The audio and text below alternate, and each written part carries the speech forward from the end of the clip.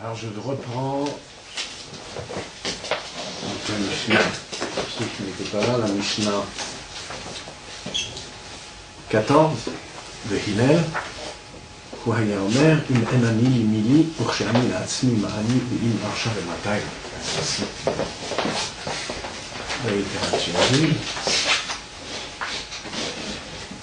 Qu'on traduit d'ordinaire, si je ne suis pas pour moi, qui le sera, et quand je le suis, que suis-je, et si pas maintenant, quand. Voilà. C'est la traduction convenue de ce passage. Et je vais montrer. Alors, nous avons déjà fait 2 séances. Ouais, 2 séances sur les Mefarshim, notamment, principalement sur le Rambam, Maïmonide.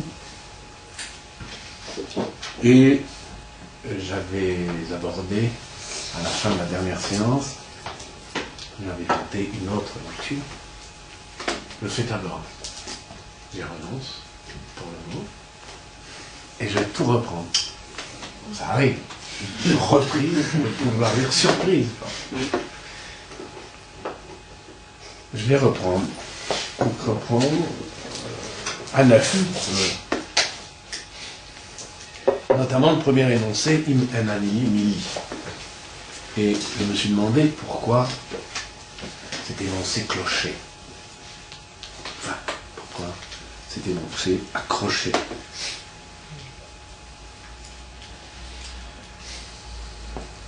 D'abord, problème de traduction.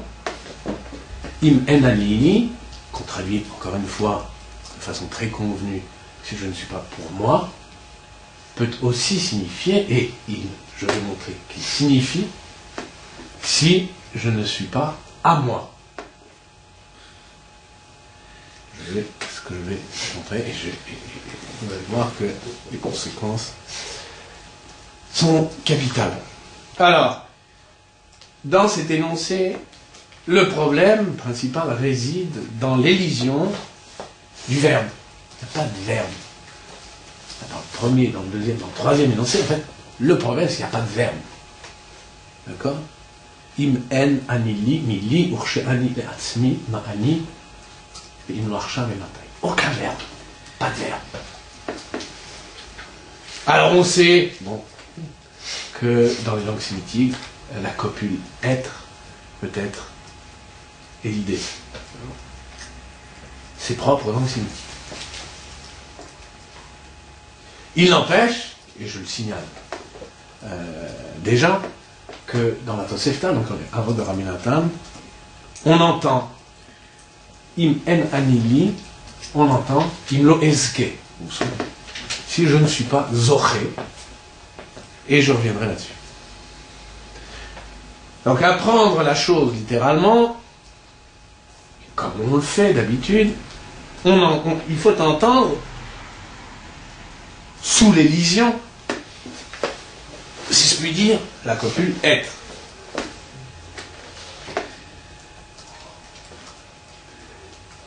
Donc, si je ne suis pas pour moi, comme on traduit. Mais paradoxalement, d'accord, la copule être suivie de la préposition lamed, la copule être suivie de la préposition lamed, en fait, le verbe être suivi de la préposition lamed, en hébreu, ça ne dit pas l'être, ça dit l'avoir.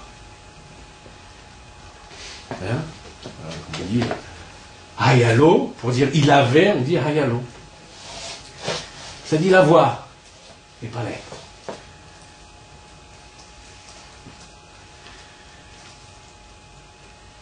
On a, dans les psukim, dans les versets, dans le Mikra, il n'y a que 2 exemples. 2 exemples significatifs de cette tournure. Le premier, par exemple, notable, c'est en 1 Roi, chapitre 20, verset 4. Il est question d'Achab. Il est question d'Achab. Il est Hervé. il est question d'Achab, d'accord? Le roi, le roi pourri, n'est-ce pas? Achab.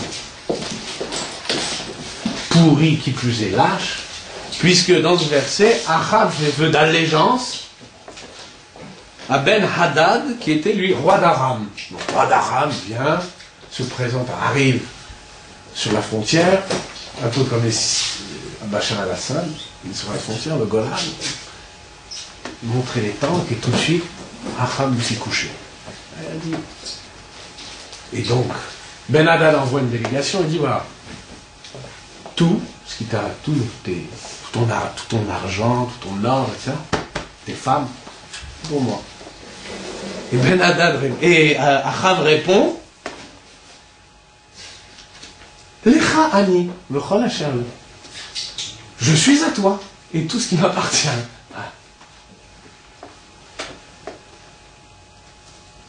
D'accord? Ce qui, donc, comme le note le Rambam, Gershonide, il dit ça signifie la Havdut. Je suis, je fais les gens, je suis, en fait, je me déclare ton vassal. Donc la formule, retenez-la, c'est Ani, Lecha Ani. Exactement comme on a, enfin, ici sous la forme négative, En Ani Li. Lecha Ani. Je suis à toi, pas je suis pour toi, je suis à toi. Mais, ça c'est donc un premier exemple. Oui, déjà significatif. Mais le plus décisif, et c'est un verset fondamental, me semble-t-il, parce qu'il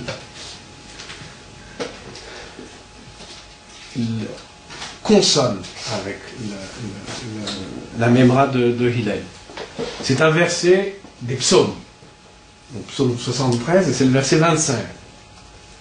Le juif dit au samedi soit-il, écoutez bien la formule, Mili Bashamayim. Mili Bashamayim. Exactement comme on a.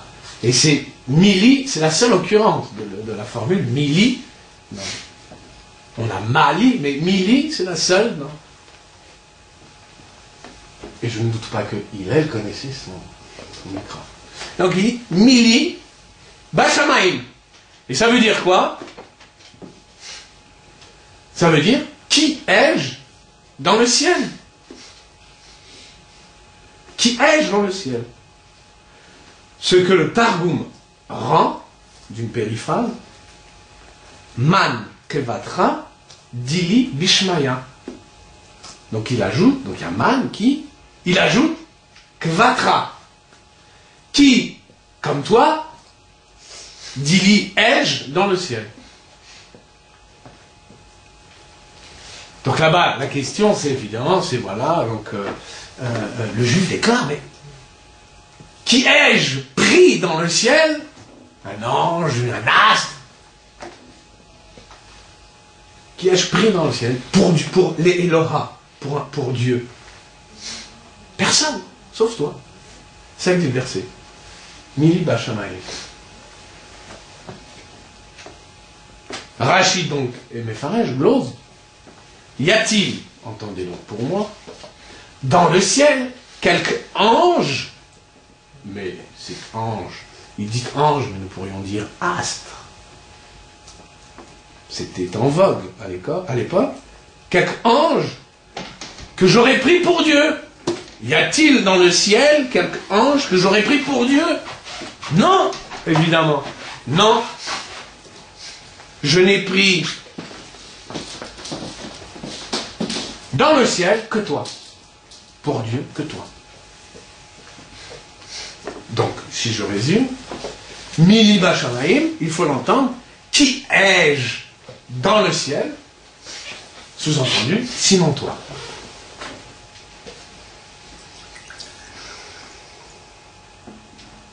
Ça, c'est un passage, c'est donc le deuxième verset. Là, la ressemblance est vraiment nette, et le sens est clairement d'avoir, et pas d'être. Donc dans le Mikra, en li, en lecha, le sens est d'avoir, pas question d'être pour soi. à la différence du Urshani Atzmi. Je ne sais pas si nous l'avions relevé la dernière séance précédente, mais effectivement, on a un glissement soudain dans le propos d'hier. On a im en ani li mili, Urshani leatzmi. On s'attendrait à Urshani li. Et si je suis pour moi, et quand bien même je serai pour moi, Mahani, que suis-je? On s'attendrait à ça. Mais on a ani leatzmi, Urshani leatzmi. Donc il y a une différence marquée entre la première énoncé et le deuxième. Leatzmi, alors, encore une fois, leatzmi, petite parenthèse philologique. Leatzmi, la forme pour moi, contrairement, pour moi-même, pour moi. Ça relève, ça appartient à la langue rabbinique. Dans le Mikra, dans la langue biblique, dans les langues bibliques, Etzem, ça veut dire l'os. Ça peut vouloir dire aussi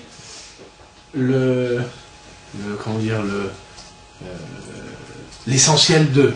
Quand on dit Etzem Ayom, au cœur du jour, Etzem Ayom, le cœur de, mais au sens, par métaphore, à l'os du jour. Dans la mesure où l'os c'est le cœur du corps. Voilà. Donc il y a cette... Voilà. Donc c'est Etzem au sens propre, c'est l'os. Par métaphore, c'est ce qu'on traduirait en français par le cœur de quelque chose. Etzem. Mais en aucun cas, jamais Etzem signifie ce qui permet de construire le même en français, comme on dit en français, moi-même, toi-même. Atzmi, atzmecha. Atzmo, lui-même. Ça relève de la langue rabbinique, laquelle hébreu rabbinique l'emprunte à l'araméen. C'est donc un aramaïque. Petite remarque. Il faut le savoir. Donc, Urshani leatzmi, c'est emprunté à... C'est de l'hébreu biblique, c'est de l'hébreu rabbinique, la Shon Chazal, comme on dit, l'hébreu rabbinique. Et ça dit, Urshani leatzmi, ça dit, il y a plusieurs exemples dans le Talmud. Plusieurs exemples, et tous les exemples montrent que leatzmi, ça veut dire cette fois pour soi. Pour soi. Pas leatzmi, pour moi. Il y a plusieurs exemples de leatzmi. N'est-ce pas? Il y a par exemple Ani ganazti leatzmi dans la Tosefta de PA. J'ai caché quelque chose pour moi, pour mon propre bénéfice. Dans la Tosefta Chaliga, Areni bonnet leatzmi, soref para leatzmi. Voilà, je suis en train de construire, je vais construire un édifice, leatzmi, pour moi. Pour mon propre usage. Ou bien, Ani loker leatzmi, etc. dans Tosefta Bamamtsia, Ani loker leatzmi, je prends pour moi, pour mon propre besoin. Ça, c'est leatzmi. Jamais leatzmi dira l'avoir. Ça dit toujours, encore une fois, accompagné d'un verbe, ça dit toujours la destination. Leatzmi, la destination, en l'occurrence, la destination, soi-même étant la destination du verbe. Donc, quand on reprend les deux énoncés de l'air, Urshani, im en anili, mili, Urshani leatzmi, ani leatzmi et anili s'opposent. Anili dit l'avoir, ani leatzmi dit la destination. Ça s'oppose. Donc déjà, les traductions qui traduisent pareil, se font.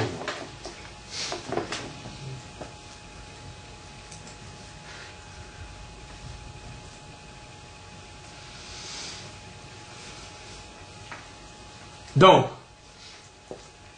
soit, admettons qu'il y ait élision du verbe de la copule être, au sens d'avoir, dans le premier énoncé. En revanche, dans le deuxième, c'est incompréhensible. Urshen Anil Atzmi, c'est incompréhensible. Il n'y ait pas de verbe. Le verbe manque. Urshen Ani. Ani quoi? Les Atzmi, pour moi, pour mon propre usage, pour mon propre besoin. Mani, que suis-je? Et il manque le verbe. C'est vraiment, vraie lacune. dont il faudra rendre compte la prochaine fois.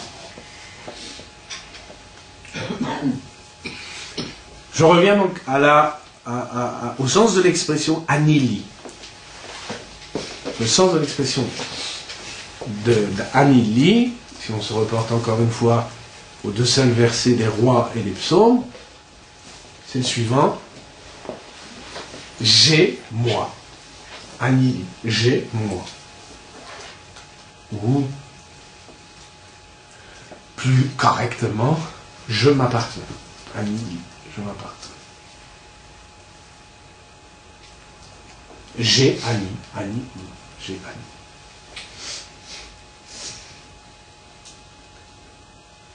Cette formule, Anili, maintenant qu'on la rend de la sorte, est de façon presque surprenante, quoi qu'il y ait des siècles entre les deux, elle dissonne avec cette autre formule, donc j'ai moi, elle dissonne avec cette autre formule que vous connaissez, puisque vous êtes français, pas même les autres vous connaissent, ego sum, moi je suis. J'ai moi, anili, dissonne avec cette autre formule, empruntée donc à la philosophie de Descartes, ego sum, en latin, je suis. Et je montrerai, donc si vous voulez, pour montrer vraiment le parallèle, enfin la dissonance, c'est une fois ego sum, et si on devait traduire en latin la formule hébraïque, ce serait habeo, ego. J'ai, ego, moi. Comme ça, vous entendez bien la dissonance. Alors, ce n'est pas pour rien que je les compare, bien sûr, que je les rapproche, et vous allez comprendre pourquoi. Ce sera la partie plus difficile, je préviens d'avance. Il faudra vous accrocher.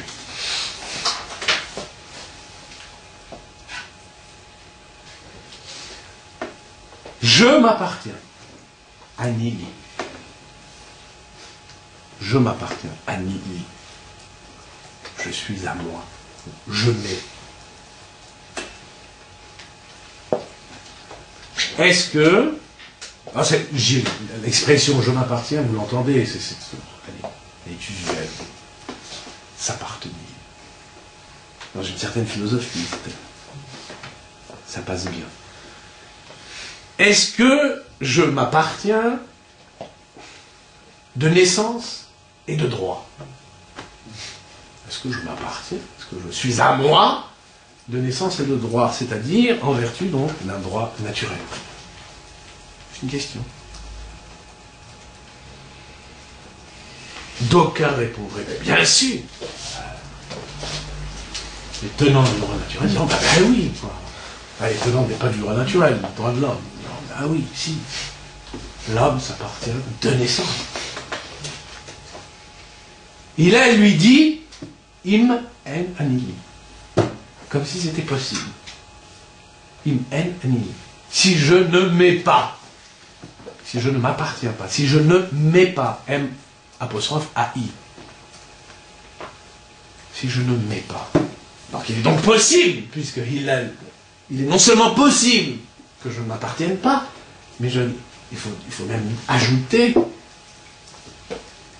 il est même ordinaire, si je puis dire, que je ne m'appartienne pas. Et d'où l'exhortation de Hillel. En alili, alors mais mili, voilà. Dans l'ordinaire, l'homme ne s'appartient pas. Quoi qu'en pensent les tenants des droits de l'homme, par exemple. Pourquoi dans l'ordinaire?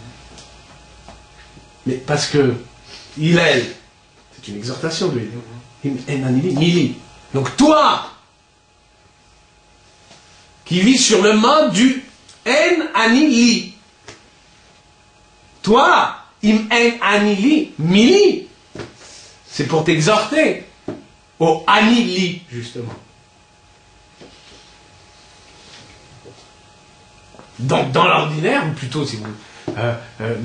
ce que Husserl appellerait l'attitude naturelle, dans l'attitude naturelle, c'est une attitude de en ani li, voilà, de, alors j'appellerai ça plus tard, j'y reviendrai, d'impossession. Voilà. Mais je vais l'expliquer. J'en déduis de cet énoncé d'Hillel qu'il est possible, à tout le moins, qu'il est possible que je ne m'appartienne pas. Dès là, mili. Si je ne m'appartiens pas, mili. Qui ai-je? Qui m'appartient? Donc qui j'attends? Ah voilà, j'attendais ça là. Eh ben non, la question c'est qui ai-je? Et alors évidemment, c'est-à-dire, si je ne m'appartiens pas, alors tout de suite, ça y est, c'est donc à la philosophie à laquelle je faisais allusion, donc évidemment, tout de suite, c'est l'aliénation. Donc, alors comment ça se formule l'aliénation?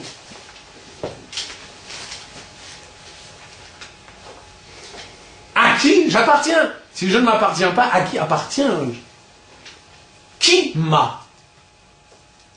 C'est la formule de l'aliénation. Qui m'a? Si je ne m'appartiens plus, qui m'appartient? Qui a pris possession de moi? Et c'est pas du tout ça la question d'Hillel, c'est ça qui est incroyable. Bon, en bonne philosophie, on devrait dire, mais voilà, si je ne m'appartiens pas, alors qui m'appartient? Non, Hillel dit, mili, qui ai-je?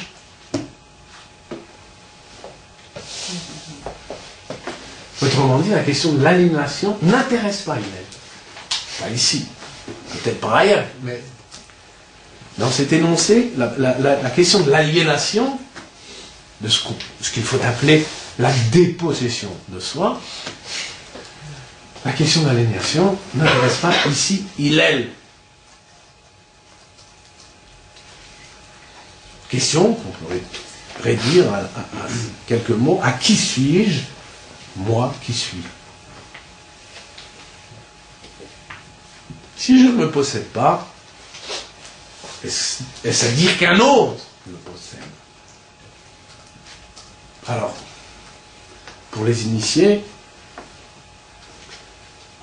je renvoierai à la dialectique du maître et l'esclave. C'est quoi la dialectique du maître et l'esclave? L'esclave, elle, possession du maître, possession, l'avoir du maître, peut dire, toujours dans le contexte d'une philosophie de l'aliénation, l'esclave peut dire, en anili, je ne m'ai pas. Je ne suis pas mon propre avoir, je ne m'ai pas. Je n'ai pas d'ego, d'ani, li à moi. Mon maître est ma conscience.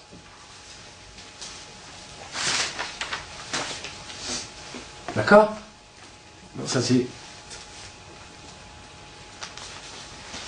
ce qu'on pourrait formuler. Formulable.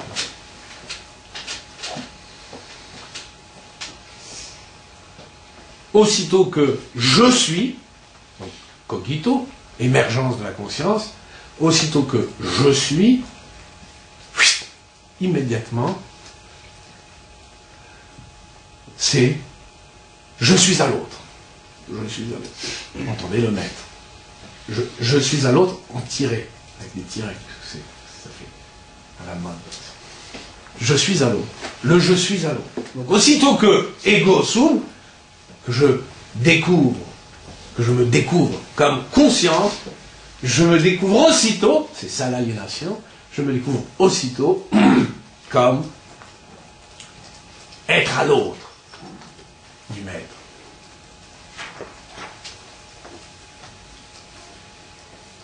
Alors, ça c'est Ce serait la question donc, posée par une philosophie de l'aliénation. C'est pas la question de Hillel, encore une fois. La question de Hillel, c'est simplement Mili, qui ai-je? Autrement dit, qu'y a-t-il en moi? Qu'y a-t-il en moi si je ne m'appartiens pas? Si je ne m'ai pas? Qu'y a-t-il en moi? Qui ai-je? Qu'y a-t-il en moi si je ne m'appartiens pas? Là, on va commencer à jouer sur une différence entre l'avoir et l'être. Donc, il faut vraiment suivre.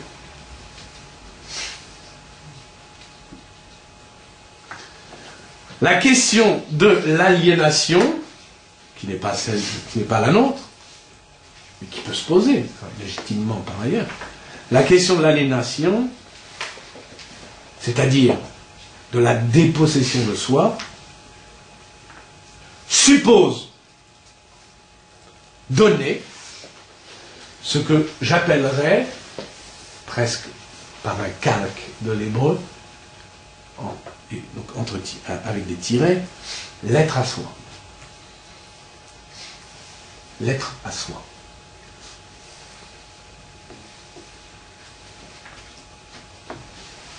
L'ego sum, le je suis cartésien,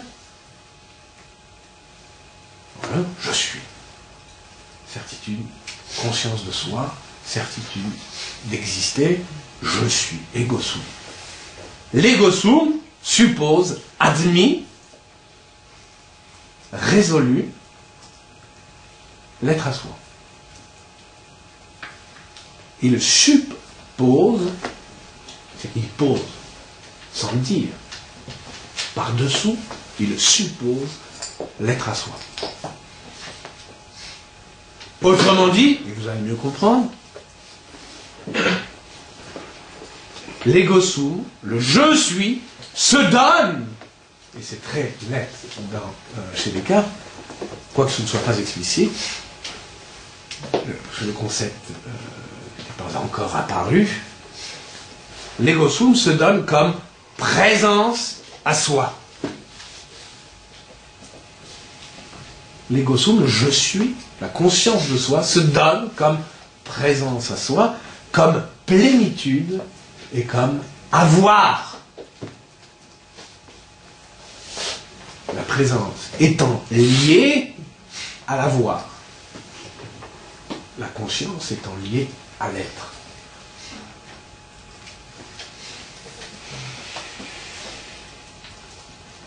Encore une fois, chez Descartes, donc découverte de la conscience, découverte de la subjectivité, si vous voulez,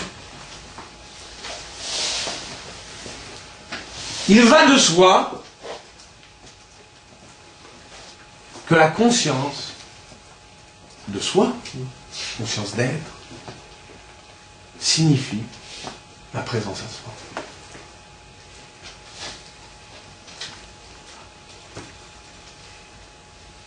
Conscience signifie, conscience de soi signifie la présence à soi.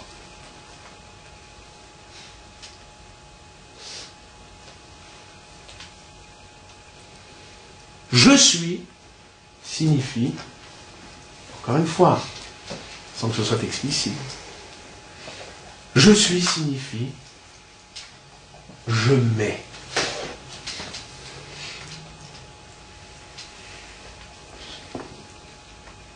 Hillel vient et remet en question, alors, en rompant l'apparente mais illégitime adéquation de l'ego sum, l'être soi, si vous voulez, et de l'être à soi.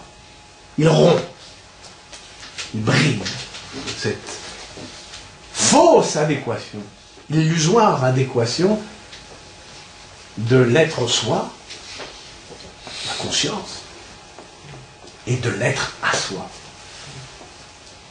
la présence.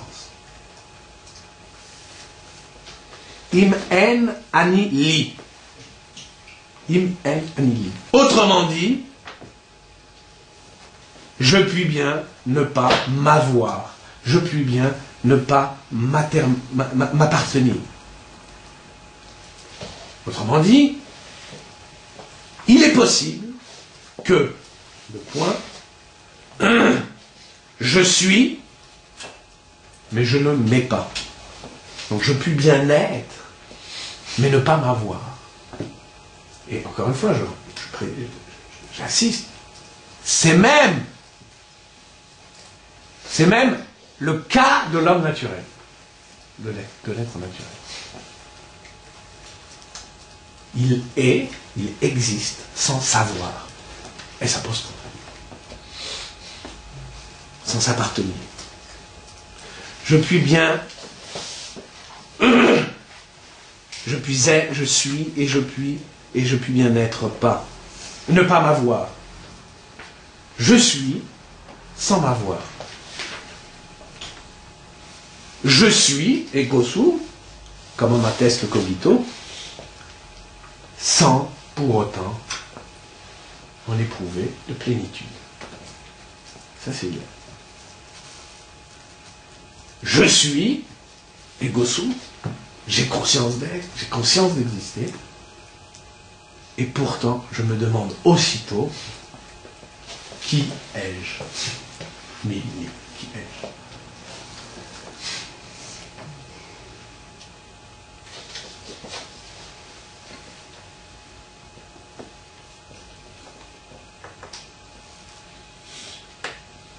Alors, on se souvient de la question de Descartes. Sitôt établit la certitude du cogito. Alors, pour ceux qui ont lu les méditations, ceux qui n'ont pas fait, je les presse à le faire. Donc, la question de Descartes. Sitôt établit la certitude du cogito. Bon, voilà, il est inévitable que je sois. Bon, je ne vais pas revenir dessus, c'est un autre problème. Et la question, sitôt établit cette certitude, qu'est-ce que dit Descartes? Moi qui suis, que suis-je? Et c'était là parce que ça rappelle le Mahani. Mais c'est moi qui suis, inévitablement, que suis-je? Mahani. Je vous lis, écoutez bien comment Descartes formule la chose. Je lis dans le texte. De sorte, c'est Descartes qui parle, qu'après y avoir bien pensé et avoir soigneusement examiné toute chose, il faut enfin conclure et tenir pour constant que cette proposition « je suis, j'existe » ego sum, ego existo, est nécessairement vraie toutes les fois que je la prononce ou que je la conçois dans mon esprit. Certitude cogito. Mais je ne conçois pas encore assez clairement quel je suis. Moi qui suis certain que je suis. De sorte que désormais, il faut que je prenne soigneusement garde de ne prendre pas imprudemment quelque autre chose pour moi. Voilà ce que dit Descartes. Le Mahani de Descartes. Le Mahani. Je suis Ani, aval Mahani. Il aussi va se poser la question, évidemment, dans un sens légèrement infléchi. Que suis-je, Mahani? Mais lui se pose la question dans un deuxième temps. Puisque la première question, c'est Mili.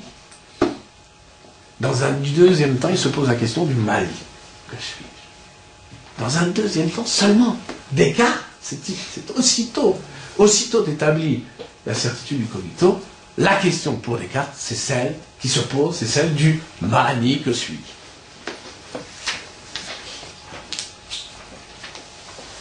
Dans un premier temps, lui se pose la question, qui ai-je? Descartes, lui, ne se la pose pas. Cette question ne se pose pas pour Descartes. Pour ainsi dire, il brûle les étapes. Enfin, il brûle 7 états. Pour lui, il va de soi. Pour lui, il est évident. Je n'aime pas le mot. Il paraît évident que l'être soi, ce que j'appelle l'être soi, donc l'ego soi, coïncide avec l'être à soi. Il coïncide. Ça paraît évident. Au point que Descartes ne se pose pas de questions. Je suis, je mets, M apostrophe A I. Je suis, je mets. Ah, pas de question. Pas de question. Alors l'aliénation, dont Hegel prendra acte plus tard, il n'est pas question d'aliénation chez Descartes, l'aliénation viendra troubler, bien sûr troubler, cette trop quiète coïncidence de l'être soi et de l'être à soi. D'accord? Puisqu'il sera question de dépossession. Voilà. Mais non, il y a bien cassure qui se produit, notamment dans la vie sociale, dans la vie politique, il y a bien cassure et dépossession de soi. Donc il y a bien cassure dans l'être, dans le sujet, cassure. Mais tardive. C'est une question de dépossession. Pour Hillel, c'est encore avant que ça se passe. Hillel parle d'une non-possession de soi antérieure à toute aliénation possible, antérieure à la dépossession de soi. Une non-possession de soi qui soit antérieure à la dépossession. En deçà même de toute aliénation possible. Et je parlerai, enfin, il parle, et d'où le mot que je forge, enfin le néologisme, par opposition à la dépossession de soi, qui suppose au préalable une possession, je parlerai d'impossession de soi. C'est-à-dire qu'une non-possession de soi première sur la possession. La possession de soi ne va pas de soi. Voilà, en gros, ce que postule Hillel. Cette impossession de soi marque une crise foncière de fond du sujet.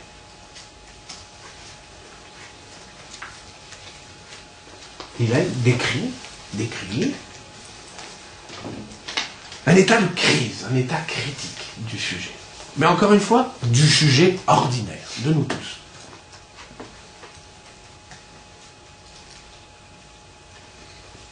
Je suis sans m'avoir. Quoique j'ai, comme l'atteste le précédent extrait de l'imitation, quoique j'ai l'illusion de la plénitude. Descartes atteste. Voilà. Il atteste, puisque justement, pour lui, ça va de soi. Ça ne soulève pas de problème. Je suis, je mets. Donc, illusion de la possession de soi. Il y a bien une illusion, ça. Personne n'en disconvient. Pas même Hillel. Mais ce n'est qu'une illusion de plénitude.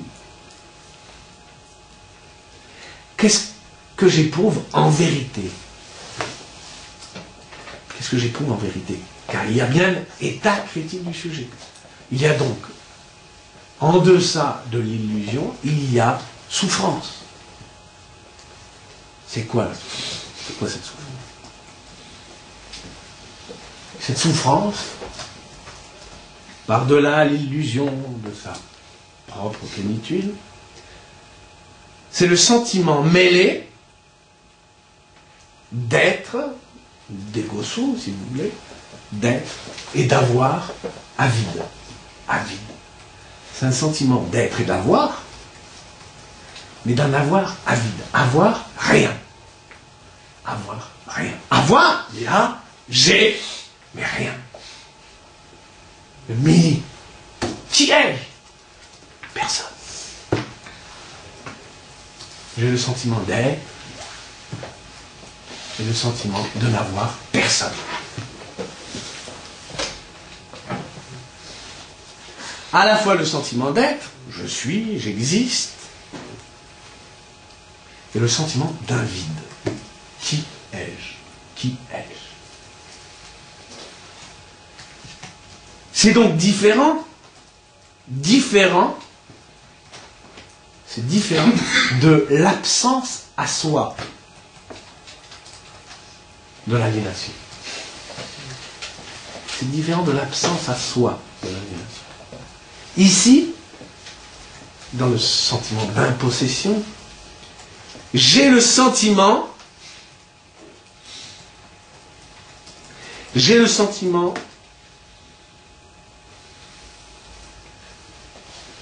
là, le sujet a le sentiment d'une présence de soi vide. Sentiment d'une présence, je ne suis pas absent à moi-même. Non, c'est pire. Je suis présent à moi-même, mais c'est une présence vide. Présence de soi vide. Un certain état critique du sujet, ou de la subjectivité ordinaire, du sujet ordinaire, de la subjectivité normale, dans la pathologie, c'est un autre problème, que nous appellerons, que j'appellerai avidité. Alors pourquoi l'appeler l'avidité? L'avidité, parce que je pense que l'avidité, toutes ses formes, comme shoresh, comme on dit en métaphysique chassidique, le shoresh, comme radical, comme racine d'un mal, l'avidité s'autorise d'une présence de soi vide.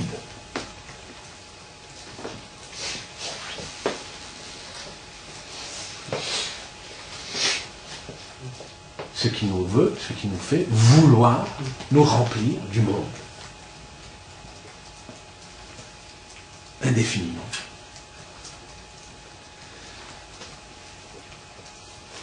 L'avidité s'autorise du sentiment d'avoir, s'autorise d'un sentiment d'avoir lié au sentiment d'être, mais mêlé du sentiment d'avoir rien ou d'avoir personne. C'est ce double sentiment qui distingue de l'aliénation. Au fond, l'aliénation, c'est pas grave, au fond. Ouais, tout le monde le sait. Il n'y a plus, de toute façon, dans la dépossession de soi, l'absence à soi-même. Tu sais, vous savez bien, on le voit, regardez, partout dans la rue. Ils sont tous dans l'état de dépossession, en vérité. C'est pire, mais disons, admettons qu'ils soient tous dans l'état de dépossession. Ça n'y rend pas... Bon, c'est bien d'être absent à soi-même. Ça décharge. Ça nous décharge de nous-mêmes. Ouais. Pourquoi on n'aurait pas pu dire Mali au lieu de Mili? Pourquoi dire Camili? Parce que c'est un sentiment. Non, c'est pour ça que je dis qui. Parce que c'est lié à soi. Mais le sentiment de cette personne qui ne se possède pas, c'est un sentiment de... Il n'a pas la conscience que c'est lui qui lui fait défaut. Il y a un sentiment de vide sans objet. Non. Il y a le sentiment... Non, là, justement, non. C'est pas ça. C'est le sentiment d'être et de savoir, de se posséder, de savoir sa possession, mais mêlé au sentiment, il n'y a personne. C'est horrible, c'est pire que... Voilà. Bon, c'est simplement, ouais, ben... j'ai un sentiment de vide, quoi. Je suis pas aussi riche que... Voilà, il me manque des millions encore, ou des milliards pour être légal. C'est rien. C'est rien. C'est pas... c'est peu de choses. Je pense que la vérité, elle est beaucoup plus enracinée, pour le coup, que cela. Et qu'elle relève justement d'une crise du sujet, d'un état critique, que j'essaie de décrire. Ce que j'appelle, donc, j'appellerais une présence creuse, une présence creuse du sujet. Deux petites remarques, de notes, de parenthèses, si vous voulez.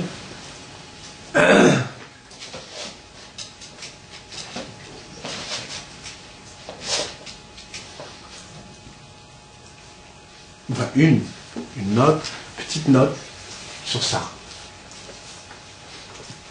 Puisque nous sommes entre nous. Il y a quelque chose de ça chez ça. Enfin, je veux dire, dans l'existentialisme sartrien, dans la fameuse phrase, formule, l'existence précède l'essence, et dans l'idée de la liberté, c'est ça, l'idée de la liberté comme néantisation. C'est ce que je veux dire. Je pense que le ressort de la néantisation, de la liberté sartrienne, donc de la néantisation, il est là. Je pense que ça prend acte du en annihili. En annihili. Autrement dit, pour le dire cette fois en termes sartriens, je suis un néant à moi-même. C'est le fondement de la liberté. Pas de liberté sans néantisation. Sans ce pouvoir de réduire à néant ce que je suis pour être quelque chose.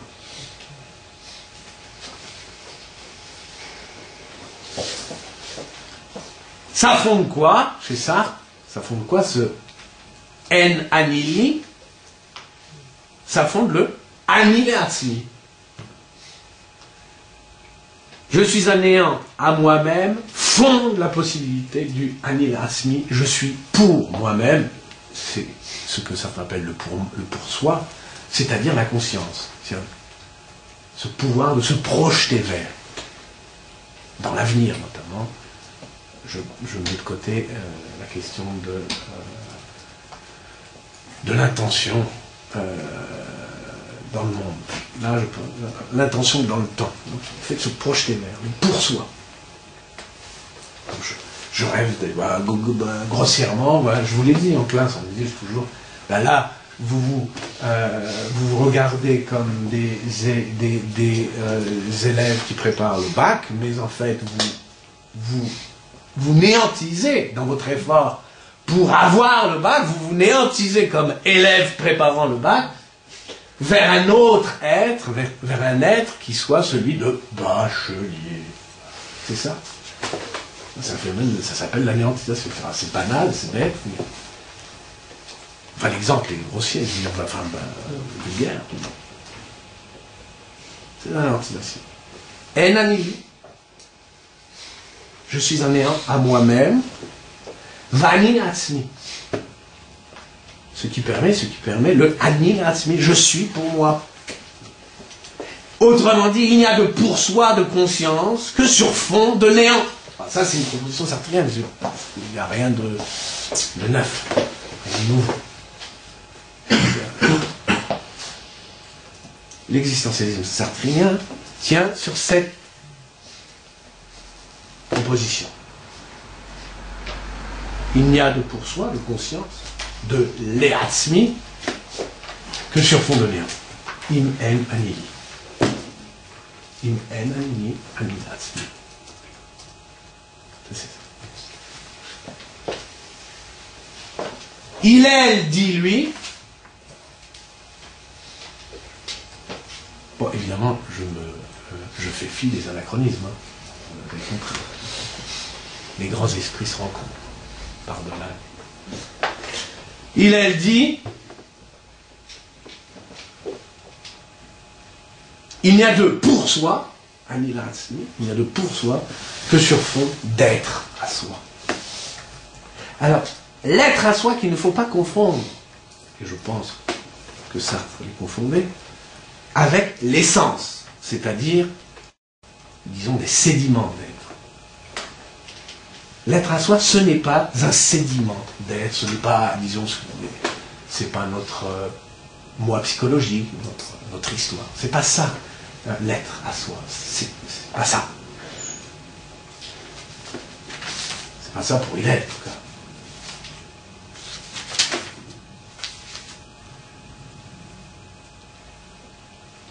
Pour Hillel, le pour soi, il n'a de pour soi, de conscience, que sur fond de présence à soi, ou présence, plus exactement, présence de soi, qui ne soit pas vide, mais en mesure de plénitude. Voilà ce qu'il est. Voilà là, c'était une parenthèse. Simplement pour vous montrer qu'il y avait des rebondissements du propos d'Hillel insoupçonnés, notamment chez ça.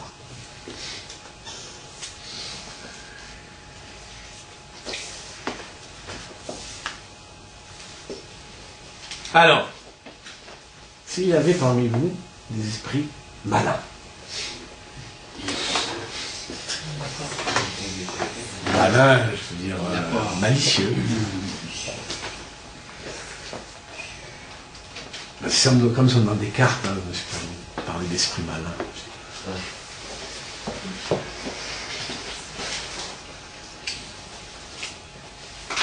Eh bien, vous auriez dû me répliquer quelque chose. Répliquer à Hillel. Qu'est-ce que vous auriez dû répliquer à la homilie de Hillel? Qu'est-ce que vous auriez dû répliquer? Vous auriez dû, fort des psaumes, Miliba Shammai, vous auriez dû dire, mais il y a Dieu! Hein? Quoi? Parce que c'est trop simple pour être un esprit malin? Il y a Dieu! Je sais pas, je suis pas... On va voir que Descartes, c'est aussi incroyable. C'est incroyable. C'est aussi la position de Descartes. Mais on la connaît, cette position. Il n'y a plus de Raban dans ma fille. Il y a personne vraiment Raban. Il y a Ezra. Il n'y a pas de Raban. Il n'y a pas de Raban. Il y a toi? Non. Tu n'es par alliance, comme moi. Enfin, par mes alliances. Donc, il y a Dieu. Le Mili de Hillel dit, je ne comprends pas le psaume, le psalmiste dit, Mili va Shamaïm. Sinon toi, qui ai-je? Sinon toi. Qui ai-je au ciel, sinon toi? Ouais, Hillel, à quoi tu penses? Il n'y a pas rien, il n'y a pas de vide. C'est Dieu en nous. Hein? Non? Il y a Dieu. Je sais pas, bon, pour un rabbin, ce que je dis, c'est le béaba. Un rabbin ne sait pas compter qu'il sait déjà qu'il y a Dieu en lui, donc, charrier.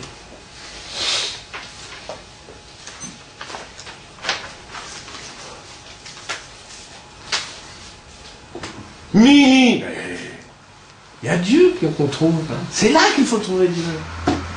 C'est là, tout juste là. Est-ce que Descartes lui-même n'a pas trouvé Dieu là, justement? Là, dans l'être soi. Je vous lis la méditation 3. Donc, évidemment, c'est la preuve de l'existence de Dieu. Méditation 3. Écoutez bien, parce que franchement, ça vaut le détour. Surtout après le long préliminaire que nous avons fait. Je vois manifestement, donc je lis la conclusion, je vois manifestement qu'il se rencontre plus de réalité dans la substance infinie, je l'avais déjà cité dans un autre chiot et un autre, plus de réalité dans la substance infinie, entendez Dieu, que dans la substance finie. Et partant, que j'ai, écoutez bien la formule, que j'ai en quelque façon plutôt en moi, donc à m'avoir en moi, la notion de l'infini que du fini, c'est-à-dire de Dieu que de moi-même. C'est extraordinaire. Il dit la chose. Tel que c'est mec.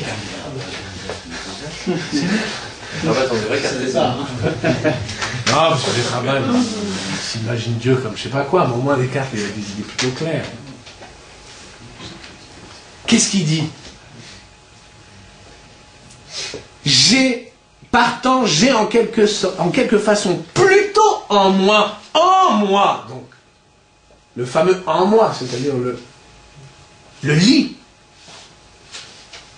la notion, donc l'avoir, si vous voulez, la notion de l'infini que du fini, c'est-à-dire du Dieu que de moi-même. Autrement dit, là dans le lit, là dans l'avoir, c'est plus moi, c'est Dieu.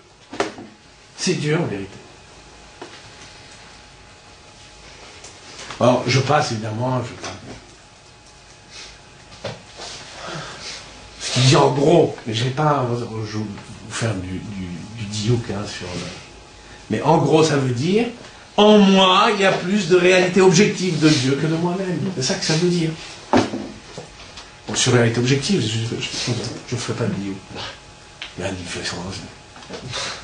C'est pas simplement que j'ai une idée en moi. Quand il dit idée, Descartes, c'est qu'il y a de la réalité. Hein, c'est pour ça. Donc il y a plus de réalité de Dieu en moi que, autrement dit, Milly, sinon toi. Qui ai-je, sinon toi? On pourrait faire parler Descartes à la place du psalmiste.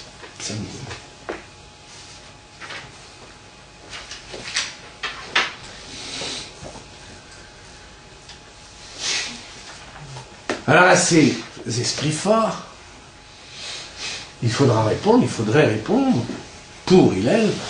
Le psalmiste a bien dit Milly Bachamay.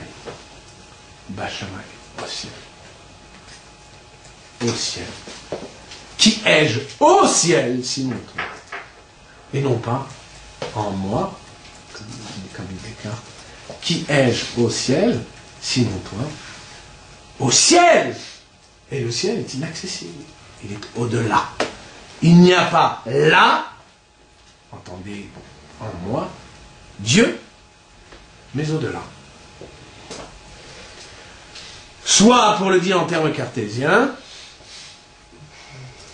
en vérité, déjà anciennement aristotélicien, Dieu se trouve à l'infini, c'est-à-dire au-delà du fini, c'est-à-dire encore au-delà de moi-même. Voilà ce que l'on doit d'abord répliquer à Descartes. Et Descartes, c'est le plus saint d'esprit de la bande. Mais bon, tous les avatars.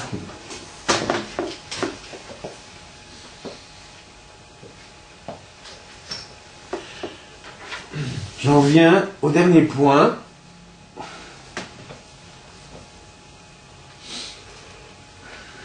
Dans la Tosefta. Ouais. Par rapport au cours d'avant de ce qui précédait, tu avais parlé d'une lecture du Rambam. Ouais. Qui disait que Dieu m'apparaissait en moi à mesure que je me le représentais. Je n'ai pas la formulation exacte, mais c'était... Tu te rappelles Ouais. Est-ce que ça ne vient pas contredire justement l'islamiste? Non. Parce que cette apparition, c'est pas une intégration. C'est pas la présence en soi, comme chez Descartes. Oui, ça oui. Non, mais chez Descartes, c'est dit en moi. J'ai l'idée en moi de Dieu, autrement dit. Et chez Descartes, il vient de dire, pour ton présence, je départ. Il dit que par idée, il faut entendre la réalité objective. Il ne parle pas de Dieu, il parle de la notion de Dieu, non? Mais c'est ce que je viens de te dire. Il parle d'idée de Dieu. Donc tu pourrais dire c'est qu'une idée. Bon. Ce qui est bête. Mais par idée, Descartes entend la réalité objective de Dieu. C'est pas simplement, c'est pas un mot, simplement, avec un référent lointain. Comme diraient les... Il n'emploie pas le mot idée. Il emploie Descartes. Oui. Bien sûr qu'il emploie le mot idée. J'ai entendu notion. Non, mais c'est pareil chez Descartes. Notion de Dieu, c'est pas Dieu, mais... Je te dis que la notion, c'est de la réalité. La notion de Dieu, c'est de la réalité. C'est la réalité de Dieu, mais sur un autre mode.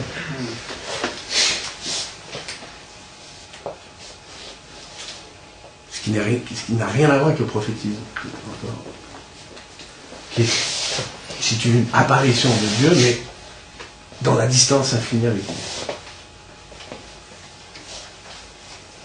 Donc dans la Tosefta, on a vu, je reviens à la Tosefta, dans la Tosefta, on a vu que l'on suppléait la copule, être, par le verbe zara.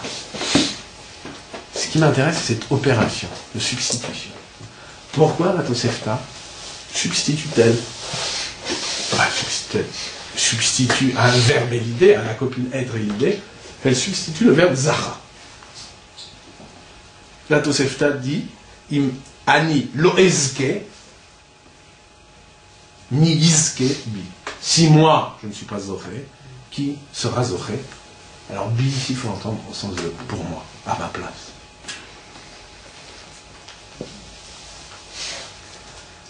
Suppléer la copule, être, par un verbe, ça signifie quoi? Ça signifie remplacer l'état, copule être, ça décrit un état, c'est un verbe d'état, si vous voulez,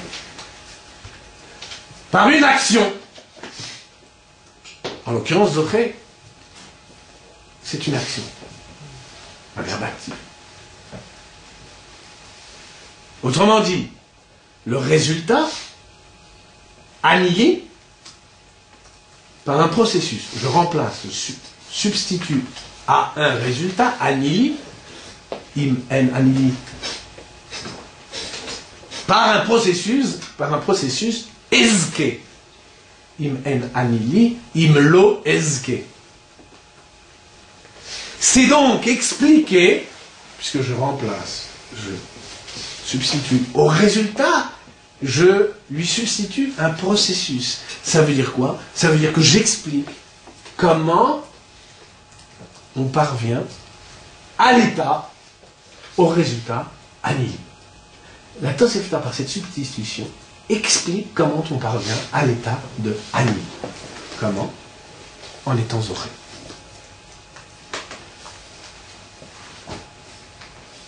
Comment parvient-on à l'être à soi, à la plénitude, attention c'est un gros mot, subjectale de l'être et de l'avoir, subjectale c'est-à-dire relative au sujet, à la plénitude subjectale de l'être et de l'avoir par la zechia, le fait d'être zoré, zechia, le fait d'être zoré. Pourquoi c'est intéressant? Parce que Zoché, ça a deux sens en même. Et évidemment, la Tosefta joue sur les deux du mot Zoché. C'est un verbe fondamental, Zoché, et j'ai compris pourquoi c'était un verbe fondamental. Je l'ai compris là, grâce à Hillel. Dans la langue rabbinique, dans la Lachon Chazan, Zoché a deux sens. Un sens propre, voire juridique, et un sens moral. Le sens propre, Zoché, ça veut dire, dans le Gemara, dans le Talmud, ça veut dire l'emporter. La formule célèbre qu'on la connaît, Zacha. Quand vous allez à la choule, vous avez des enchères, en tout cas chez les Ashkenaz, je ne sais pas. Et chez les Ashkenaz, on dit, erste moule, etc. Première fois, une fois, deux fois. Zacha, il l'a emporté. Zacha, c'est ça, l'emporter. Gagner une enchère, l'emporter. Ou quand, quand deux types se disputent un talit, enfin se disputent pas un talit, dans ce cas, le talit c'est plus compliqué, mais disons qu'ils se disputent quelque chose, il arrive à dire à la Gemara, Kol HaKodem Zacha. Le premier venu l'a emporté. Prend possession. Zacha, dans le sens propre, ça a à voir, ça. C'est en rapport avec la voix, avec la possession. Zacha, Zoché. Ça, c'est le sens propre. Et dans le sens moral, vous le connaissez tous, puisque les Rabbins nous bassinent avec, c'est le srout. Zoché, c'est mérité. Bien mérité. C'est gagner en mérite. C'est Zoché. Quand tu feras tes premiers pas, Jean-Claude, tu sauras qu'ils sont là et qu'il faut accumuler du srout. Srout, donc le substantif srout, qui veut dire évidemment mérite. Vu mon mérite. Voilà. Exactement. Donc d'où vient donc ces deux sens-là, sens propre et sens moral, de ces deux sens vient encore, et cette fois par confusion, cet autre sens caricatural, ce sens caricatural qu'il a pris dans la religion. D'accord ? Sens que j'ai dénoncé assez dans Disgrâce du signe, donc je vous y renvoie. Hein ?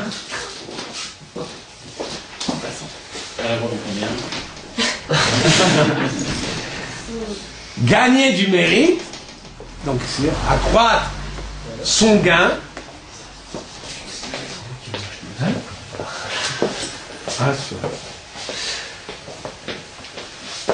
Ça veut dire dans la religion, Zoché, ça veut dire quoi dans la religion? Ça veut dire gagner du mérite, donc des bons points si vous voulez,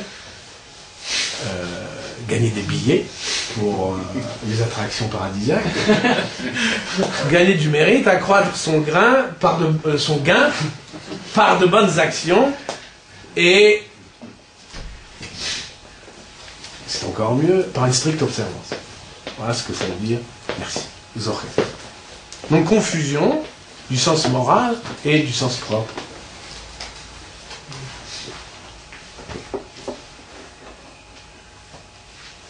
Il n'empêche qu'il y a entre ces deux significations, ces deux acceptions de sens du mot, il y a bien un lien,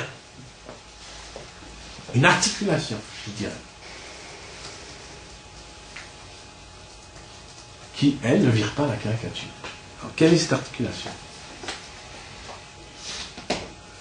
Il me semble, d'ailleurs, que c'est ici, donc, que l'articulation des deux, du sens moral, du sens propre et du sens moral, est faite sens, ici. Ezke dit le processus par lequel j'atteins à l'être à soi, c'est-à-dire au Ani. N'est-ce pas? C'est ça que me dit la Tosefta. Elle me dit ça. La Tosefta me dit que Ezke, la puissance d'être Zoché, ou l'action d'être Zoché, ou l'action de Srout, désigne le processus par lequel j'atteins à l'être à soi, au Animi. Et pour cause. Puisque dans la Zriya, dans le fait de prendre possession, c'est au sens propre du terme, il résulte une possession. J'entends maintenant parfaitement pourquoi. J'entends pourquoi Zoché. Zoché, du Srout résulte une possession. Du Srout résulte une plus grande possession de soi.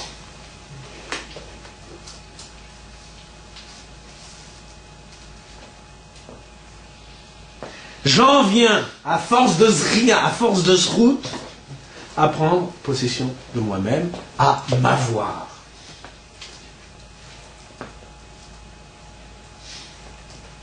À force de Zriya, à force de Srout,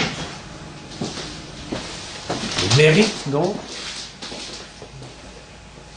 je prends possession de moi-même, je parviens à l'être à soi. Autrement dit, qu'est-ce que le mérite? S'il fallait définir le srout.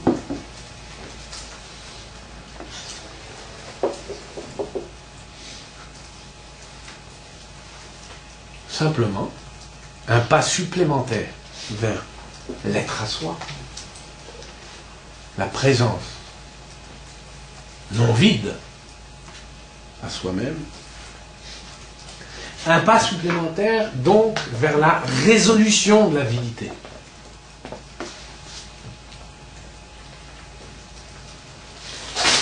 Le srout, c'est avoir le sentiment de soi grandissant, invincible, d'un soi qui soit à la fois d'être et d'avoir. Un sentiment de présence pleine, plus exactement, venant à plénitude. Un sentiment de présence non plus creuse, non plus avide. Ça, c'est le srout. Ça n'a donc rien à voir avec le bon plan. Ça n'a donc rien à voir avec la récompense au sens vulgaire du terme, c'est-à-dire avec un escompte de caisse ou je sais pas quoi.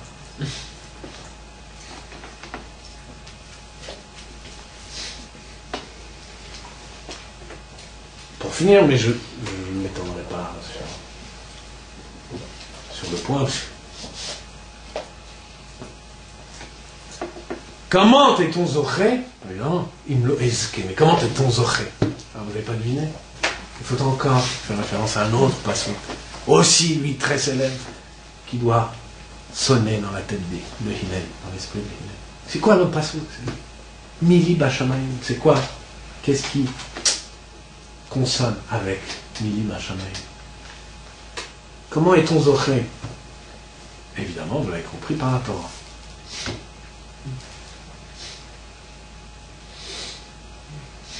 Au malin pour qui Dieu se trouve là, et qui se réclame du psalmiste, Mili Bashamayim, sinon toi, il faut répondre, le verset de Nitzavim, Lo Bashamayim. Mais je ne m'attendrai pas sur la question de Torah. Voilà, on abordera la prochaine fois la question du pour soi et du... Je te la dicte. Bon. Aux esprits malins. D'accord. Je faisais semblant de... Voilà. J'ai l'impression de dicter.